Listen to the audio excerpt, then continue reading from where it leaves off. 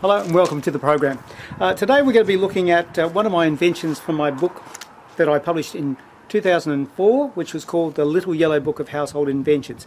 And yes, it's all to do with washing. Let me read this to you. This is the problem. It says, early in the morning before work, my wife and I hang out the washing. And during the day, the sun shines brightly and there's a gentle breeze.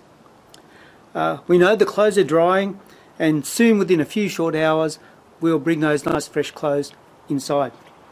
But the problem is the solitary cloud that comes over late in the day cries all over the laundry and it's wet. So this was my solution. My solution way back then, prior to 2004, was this: the Clothesline Umbrella.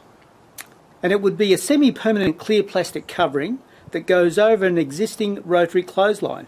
I'm reading from my book.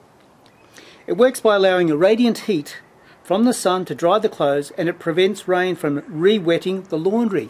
Re-wetting it. Now, I'm going to show you a couple of little illustrations here. The first illustration is a side view of showing you the rotary clothesline, and then there is an overhead view, and how the device is attached to the rotary is by a couple of lengths of nylon or fabric to tie it up in strategic places. Now, at the top of the rotary clothesline, it has a hole there, and that lets the condensation move up and go out of there. If you didn't have that, then the clothes would just stay wet, so that's really an important thing. So then there's little ties at strategic places, generally on the end of the rotary, so then everything, if there's a big wind, it doesn't disturb anything. Now, I'm also suggesting that there's two sort of types of clothesline umbrellas. One is clear to let the sun in, but there might be another one which has got clear except for one small section, maybe this quadrant through here, which is dark, and therefore you can put your clothes in that area that you don't want to fade. So one dark section there, so it stops it fading. And or you could have your cover opaque, so therefore you can use it as a bit of a sunshade in summer.